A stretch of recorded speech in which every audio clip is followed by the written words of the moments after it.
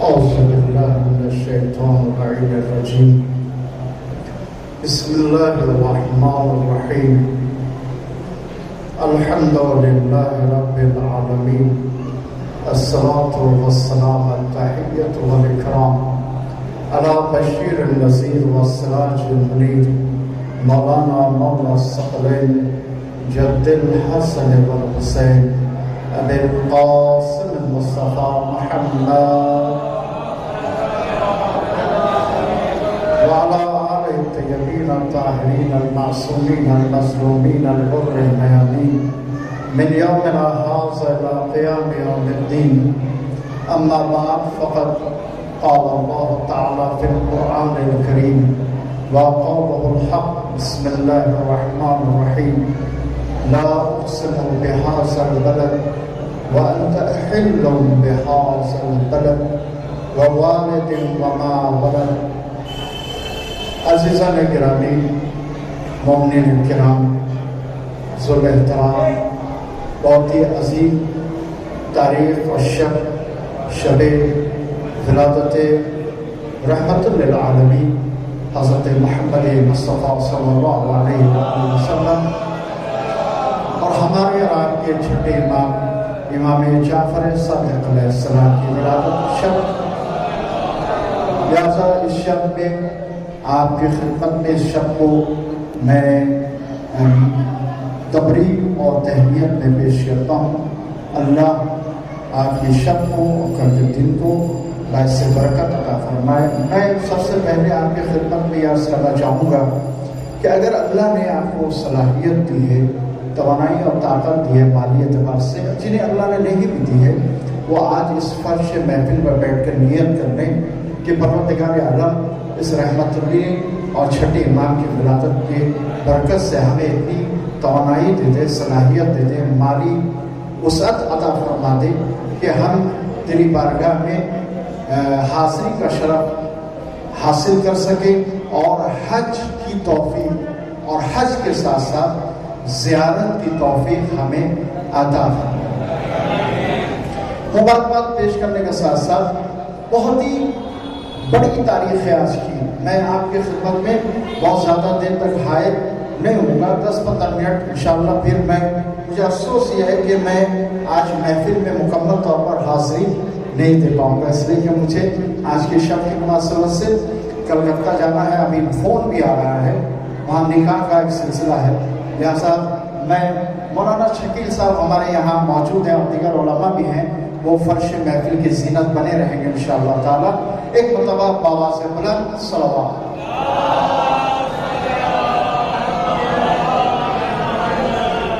عزیزان گرامی،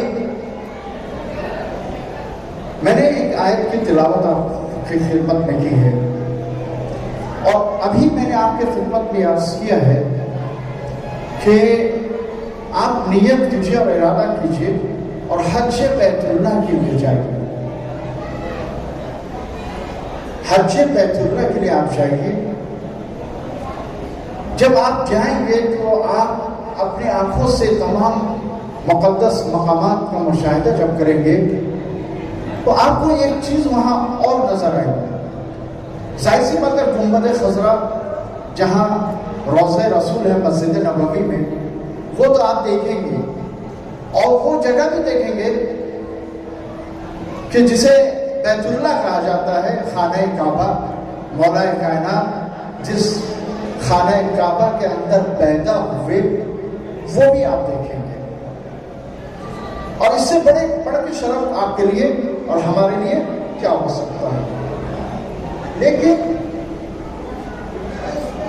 حج بیت اللہ جانے کے بعد ایک چیز آپ جو لوگ گئے ہیں وہ سمجھ سکتے ہیں، جان سکتے ہیں.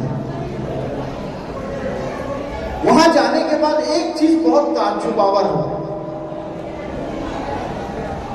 اور وہ یہ ہے کہ یہ عجیب بات ہے، جہاں مولا کائنات پیدا ہوئے وہاں 24 گھنٹے حاجی طواف کر رہے ہیں. مگر یہ امت مسلمہ کے لیے ایک بہت گمبھیر مسئلہ ہے کہ جہاں رسول اللہ کی ولادت ہوئی ہے مولد نبی یعنی رسول کے ولادت کی جگہ. جب آپ رسول کے ولادت کی جگہ کو ملاحظہ فرمائیں گے تو آپ کو بہت افسوس ہوگا. خانہ کعبہ کے کچھ ہی ڈسٹینس میں جب میں وہاں گیا حج کے لیے تو میں نے پوچھا کہ وہ کون سا مقام کہاں ہے کہ جہاں حضور کی ولادت ہوئی. تو خانہ کعبہ کے قریب کچھ ہی فاصلے پر ایک پہاڑی ہے, پہاڑ کے دامن میں, زیادہ بلندی پر بھی نہیں ہے. وہاں ایک لائبریری بنا دی گئی اور اس لائبریری کے اندر کتابیں ہیں جو قفصہ میں الماریوں میں بند ہیں. اور عجیب بات یہ ہے کہ اس لائبریری کے اندر کسی کو جانے کی اجازت نہیں ہے. اور اتنا اس لائبریری کی کیفیت ہے جو ہم نے دیکھا وہ یہ نظر آیا کہ وہاں کبوتروں نے گھونسلہ بنا دیا. آج ہم رسول کی ولادت منا رہے ضرور, مگر امت مسلمہ کو اس بات کا ایکشن لینا چاہیے کہ جہاں رسول اللہ کی ولادت ہوئی, جائے ولادت رسول اکرم, اس کو آباد کیا جائے اور زائرین کو جانے کی وہاں اجازت دی جائے. یہ ہونا چاہیے نا بھئی. آپ ایگری ہیں, ہم ایگری ہیں, پوری امت مسلمہ ایگری ہے. آج جنت البقیع کے لیے ہم احتجاج بلند کرتے ہیں اور یہ بھی ہم احتجاج کرتے ہیں کہ وہ جگہ جہاں رسول اللہ کی ولادت ہوئی ہے مولد النبی, اس جگہ کو بھی آباد کیا جائے. یہ ہمارا ہمیشہ سے ایک سسٹم رہا ہے, نظام رہا ہے. ہم ہمیشہ حق کی حمایت میں ظالم کے خلاف صدائے احتجاج بلند کرتے رہے ہیں اور کرتے رہیں گے. اور آج بھی ہم جنت البقیع کے ساتھ ساتھ اس بات کا پروٹیسٹ اور آواز بلند کرتے ہیں کہ جس جگہ پر رسول اللہ کی ولادت ہوئی ہے اسے بھی آباد کیا جائے اور زائرین کے لیے اس جگہ کو کھول دیا جائے. یہ تو ہمارا وتیرہ رہا ہے, یہ ہماری سنت رہی ہے. یہ شیعوں کی تاریخ نہیں ہے ہم شیعوں کی کہ ہم ہمیشہ آواز بلند کرتے رہے ہیں, کرتے ہیں. مگر ایک سوال آپ کی خدمت میں, یہ ٹیلی کاسٹ بھی ہو رہا ہے, بہت ہی گمبھیر سوال ہے, اس پر غور کیجیے گا. آخر جس جگہ پر رسول پیدا ہوئے کیوں نہیں امت مسلمہ اس جگہ کو آباد کرنے کے لیے سعودی گورنمنٹ سے احتجاج کی صدا بلند نہیں کرتی؟ یہ خاموشی کسی بات کی ضرور دلیل ہے. صلوات پڑھے محمد. یہ خاموشی کیوں ہے نا؟ یہ خاموشی کیوں ہے؟ کیوں نہیں جہاں رسول اللہ پیدا ہوئے بہت مقدس جگہ ہے, وہ جگہ آباد ہونا چاہیے, زائرین کو وہاں زیارت کے لیے جانے دینا چاہیے. مگر یہ افسوس کا مقام ہے کہ ہم ہر میدان میں صدائے احتجاج تو بلند کرتے ہیں مگر جہاں رسول پیدا ہوئے اس کو آباد کرنے کے لیے امت مسلمہ کی جانب سے صدائے احتجاج بلند نہیں ہوتا. آخر وجہ کا یہ خاموشی کیسی خاموشی ہے؟ اب یہ خاموشی کیسی خاموشی ہے اس کو آپ اپنے ذہن میں اینالائز کرنے کی کوشش کیجئے گا کہ امت مسلمہ اس پر خاموش کیوں ہے. بابا سے بلند صلوات.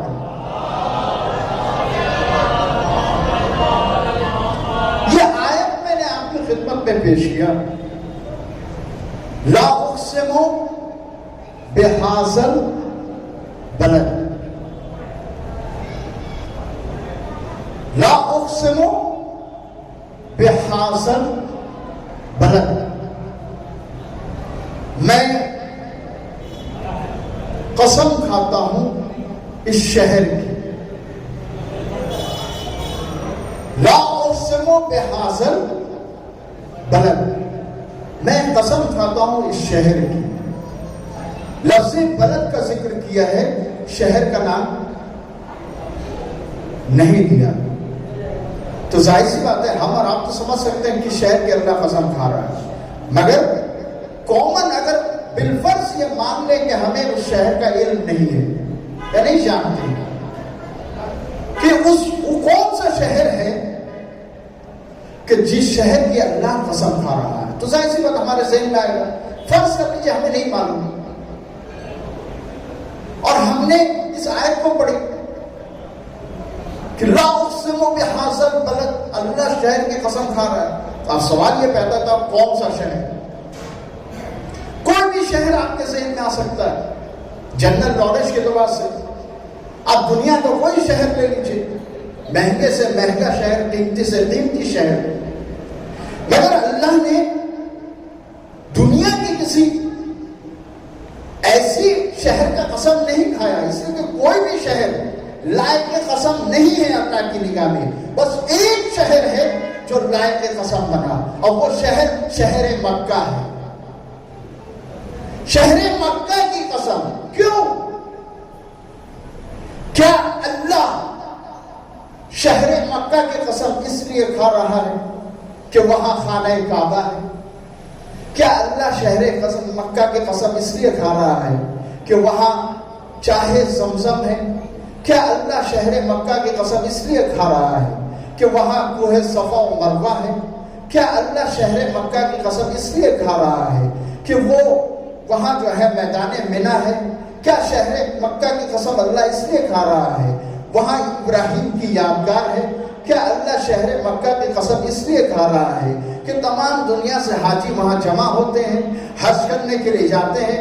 کیا اللہ شہر مکہ کی قسم اس لیے کھا رہا ہے کہ لوگ حاجی خانہ کعبہ کا طواف کرتے ہیں؟ کیا اللہ شہر مکہ کی قسم اس لیے کھا رہا ہے کہ خانہ کعبہ کے قریب ایک مقام ہے جہاں ابراہیم علیہ السلام کا نقش پا ہے؟ کیا اس لیے شہر مکہ کی قسم کھا رہا ہے؟ نہیں ہے نہیں. اللہ شہر مکہ کی قسم اس لیے نہیں کھا رہا کہ وہاں میدان منی ہے. اللہ شہر مکہ کی قسم اس لیے نہیں کھا رہا کہ وہاں میدان عرفات ہے. اللہ شہر مکہ کی قسم اس لیے نہیں کھا رہا کہ وہاں خانہ کعبہ ہے. اللہ شہر مکہ کی قسم اس لیے نہیں کھا رہا کہ وہاں حجر اسود ہے. اللہ شہر مکہ کی قسم اس لیے نہیں کھا رہا ہے کہ وہاں رکن یمانی ہے. اللہ شہر مکہ کی قسم اس لیے نہیں کھا رہا ہے کہ وہاں کوہ صفا و مروہ ہے. اللہ شہر مکہ کی قسم اس لیے نہیں کھا رہا ہے کہ وہاں ابراہیم کی یادگار ہے. اللہ شہر مکہ کی قسم اس لیے نہیں کھا رہا ہے کہ وہاں جناب ہاجرہ کی یادگار وابستہ ہے. اللہ شہر مکہ کی قسم اس لیے نہیں کھا رہا ہے کہ وہاں رکن یمانی ہے. اللہ شہر مکہ کی قسم اس لیے نہیں کھا رہا ہے وہاں چاہے زمزم ہے. اللہ شہر مکہ کی قسم اس لیے نہیں کھا رہا ہے کہ وہاں ہجر اسماعیل ہے. اللہ شہر مکہ کی قسم کیوں کھا رہا ہے؟ اللہ شہر مکہ کی قسم اس لیے کھا رہا ہے کہ لا اقسم بہذا البلد وانت حل بہذا البلد. اے حبیب میں شہر مکہ کی قسم اس لیے کھا رہا ہوں اور میری نگاہ میں شہر مکہ اس لیے لائق قسم بنا اس لیے کہ تیرا قدم اس زمین پر پڑا ہے. صلوات پڑھے محمد محمد. تو شہر مکہ لائق قسم کیوں بنا؟ اس لیے کہ اس سرزمین پر رسول کے قدم مبارک پڑے. اللہ نے اپنے حبیب کی عظمت کا آپ کو اندازہ لگانا ہوگا.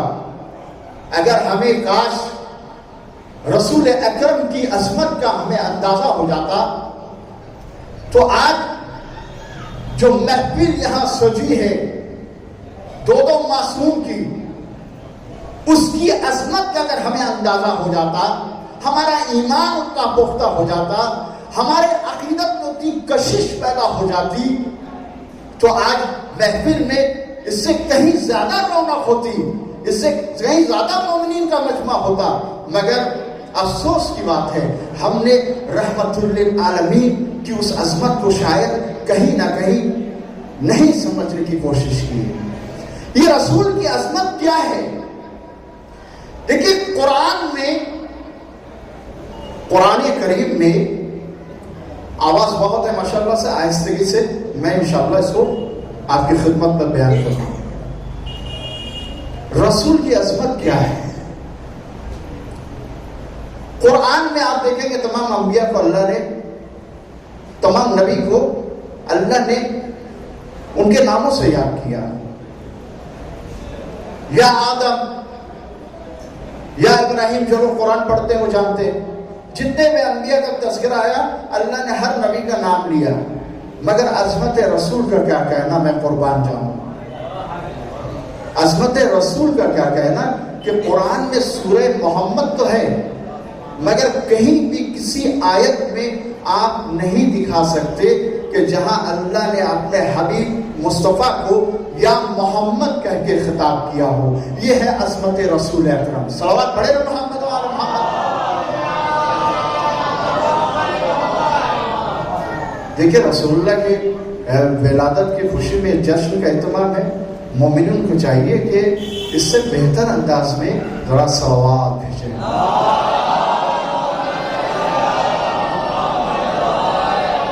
یہ رسول اللہ کی عظمت، اللہ کی نگاہ میں عظمت کا یہ عالم ہے کہ اللہ نے قرآن میں جیسے نبیوں کو مخاطب کر کے نام لے کر خطاب کیا، وہاں اپنے حبیب محمد مصطفیٰ کو نام لے کر خطاب نہیں کیا۔ کہیں بھی آپ نہیں دکھا سکتے قرآن میں کہ جہاں اللہ نے اپنے حبیب کو یا محمد کہہ کے پکارا، یا ایھا النبی ہے یا ایھا الرسول ہے، مگر یا محمد کیوں؟ کبھی آپ نے غور کیا کیوں اللہ نے جہاں اپنے تمام انبیاء کو ان کا نام مینشن کر کے اپنے نبیوں کو خطاب کیا، مخاطب کیا نام لے کر، کیوں اللہ نے اپنے حبیب محمد مصطفیٰ کو محمد کہہ کے خطاب نہیں کیا؟ کیوں؟ کبھی غور کیا آپ نے؟ اصل میں مسئلہ یہ ہے کہ جب محبوب سے، اب آپ کا رسپانس مجھے دیکھنا ہے، بھائی محفل میں بیٹھے ہیں، مجلس میں نہیں بیٹھے ہیں، ذرا سا دل کھول کے، ذرا سا ذہن کھول کے اور کھلے دل کے ساتھ محفل میں بیٹھیے، اور آپ محفل کا ماحول آپ سامعین پر منحصر ہے، محفل کا ماحول آپ بنائیے۔ کیوں اللہ نے اپنے حبیب کو محمد کہہ کے خطاب نہیں کیا، یا محمد نہیں ہے؟ اصل میں جس سے بہت زیادہ محبت ہوتی ہے نا، اللہ کو اپنے حبیب سے بہت محبت ہے نا، تو چونکہ اللہ کو اپنے حبیب سے بہت زیادہ محبت تھی تو محبت میں نام لے کر پکارنے میں وہ لطف نہیں ہے جو صفت کو یاد کر کے پکارنے میں ہے۔ نام میں وہ لطف نہیں ہے۔ اگر محبت بہت زیادہ ہوتی ہے، ہر محب اپنے محبوب کو چونکہ شدت محبت بہت زیادہ ہوتا ہے، عشق بہت زیادہ ہوتا ہے، لہذا اس کا نام نہیں لیا جاتا بلکہ صفت سے یاد کیا جاتا ہے۔ نام میں وہ لطف نہیں ہے، محبت میں صفت اور ادا کو دیکھا جاتا ہے۔ لہذا اللہ نے اپنے حبیب کو نام لے کر مخاطب نہیں کیا، اس لیے کہ اللہ اپنے حبیب کو بہت زیادہ چاہتا ہے۔ جہاں بھی اللہ نے اپنے حبیب کو خطاب کیا قرآن میں، صفت کو یاد کر کے خطاب کیا۔ کیا کہا؟ یا ایھا، بولیے یا ایھا المزمل، اے کملی اوڑھنے والے نبی، یا ایھا المدثر، اے چادر اوڑھنے والے نبی، یاسین، اے میرے سردار، طٰہٰ ما انزلنا علیک القرآن لتشقیٰ۔ تو ہر جگہ پر اللہ نے اپنے حبیب کو صفت سے یاد کیا، مگر یہ اللہ کی محبت کا انداز تھا کہ ایک معمولی سی آپ کہاں ہیں مجھے نہیں معلوم، میں اپنی بات کہہ کے چلا جاؤں گا، پھر آپ سوچتے رہیے گا۔ ایک معمولی سی کملی، ایک معمولی سی اون کی کملی اگر دوش رسول پر آ جائے تو وہ کملی اللہ کی نگاہ میں لائق قسم بن جاتا ہے۔ تو سوچئے معمولی سی کملی اگر دوش رسول پر آ جائے تو اللہ کہتا ہے یا ایھا المزمل، وہ لائق قسم بن گیا۔ تو وہ اتنا عظیم رسول ہے کہ اس کے شانے پر معمولی سی کملی آ جائے تو وہ لائق قسم بن جاتا ہے۔ مجھے نہیں معلوم آپ کا ذہن کہاں پہنچ رہا ہے، رسول اتنا پاک و پاکیزہ طیب و طاہر ہے کہ معمولی کملی آ جائے تو اس کی عظمت کا یہ عالم ہے کہ اس کملی کو اللہ جزء قرآن بنا دیتا ہے. تو جب معمولی کملی دوش رسالت پر آ جائے تو جب رسول کسی کی آغوش میں رسول کی پرورش ہو وہ آغوش کتنا پاک و پاکیزہ ہوگا. اب اگر آپ نے اس بات کا اندازہ لگایا کہ رسول جس آغوش میں پلے وہ آغوش کتنا پاک و پاکیزہ ہوگا تو رسول کی عظمت کا آپ اندازہ لگائیے. جب رسول کی عظمت کا آپ کو اندازہ ہو جائے تو اندازہ لگائیے کہ وہ معمولی کملی جو دوش رسول پر آ گیا وہ لائق قسم بن گیا. تو اگر کوئی ایسی ہستی ہو کہ جس کا قدم دوش رسول پر آ جائے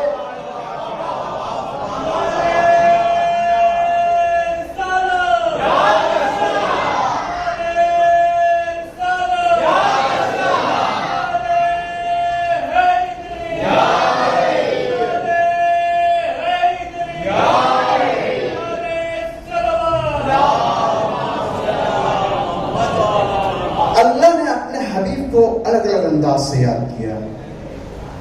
یہ ہمارے آصف مہدی جو شاعر ہیں یا فرزدہ قدری یہ لوگ جو ابھی ماشاءاللہ سے نیو کمرس شاعر ابھرتے ہوئے اور جتنے بھی شعراء حضرات ہیں آپ سامعین اللہ آپ کی سماعت کو سلامت رکھے آپ کو صحت عافیت دے شاعروں کو اللہ صلاحیت و توانہ دے. ایک شعر میں وہاں فردوس محل کے عزا خانے میں جو محفل ہوئی تھی مومنین مٹیا بروچ حالانکہ مومنین مٹیا بروچ کی اس بیانات تلے محفل ہوئی تھی مگر ایک انجمن کے تمام سدس جتنے ممبران تھے وہ ان کا بہت بڑا رول تھا اس محفل کے اہتمام میں. اس میں ایک فرزدہ قدیری نے شعر کہا تھا. اس میں یہ کہا تھا کہ یوسف کا حسن کا مقابلہ اگر علی اکبر سے کیا جائے تو یوسف کا حسن علی اکبر کے حسن کے سامنے ماند پڑ جائے.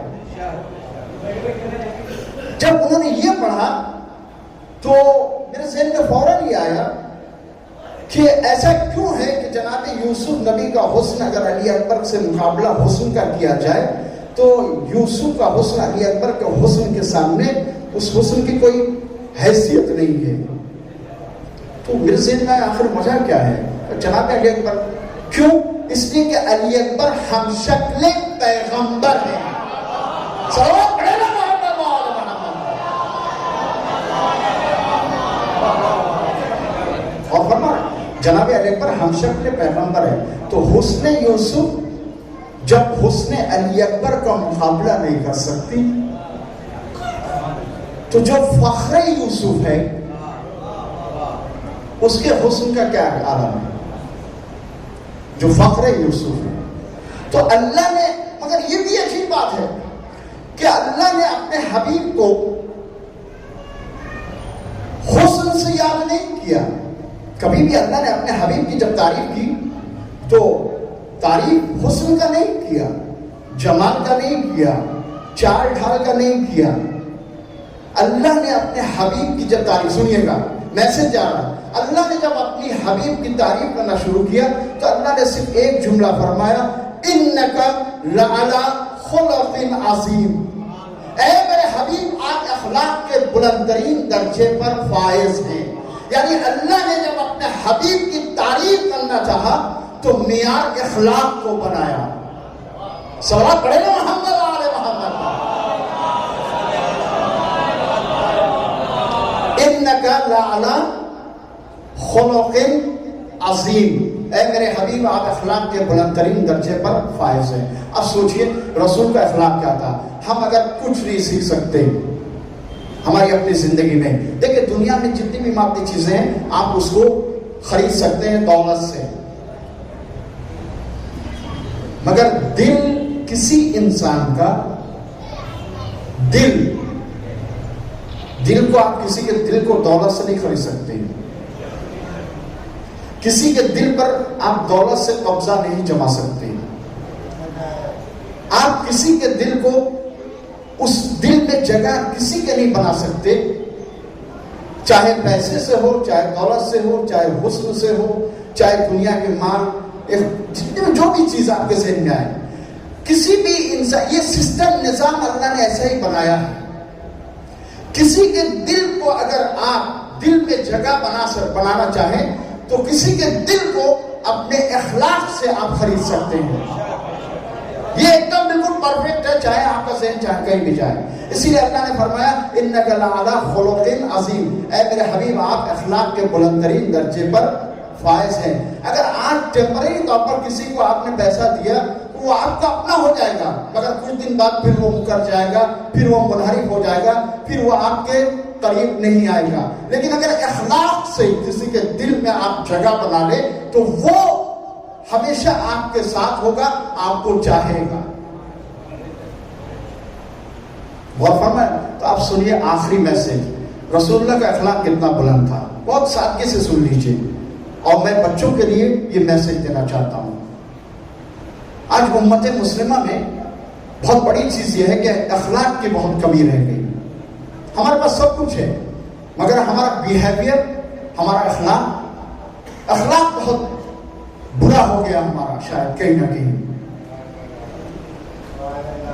دیکھیے ایک بہت اچھی بات کسی نے کہی کہ اللہ نے انسان کو عبادت کے لیے پیدا نہیں کیا، اور عبادت صرف نماز روزے تک محدود نہیں ہے، اس لیے کہ اخلاق بھی عبادت ہے. درد دل کرنے کے لیے اللہ نے انسان کو پیدا کیا ہے، اخلاق سے ملنے کے لیے پیدا کیا ہے، ورنہ اللہ کی عبادت کے لیے تو فرشتے کافی تھے. نعرہ تکبیر،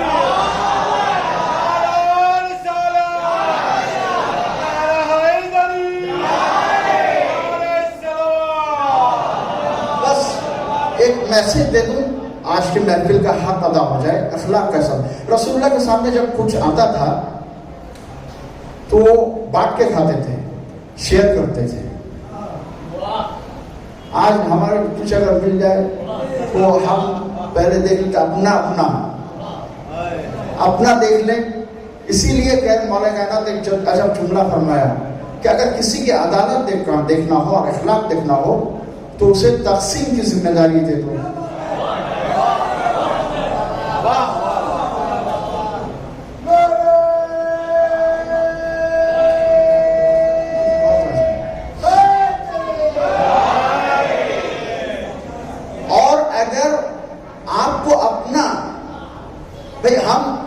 آپ کے بارے میں کیا کمنٹس دے سکتے ہیں؟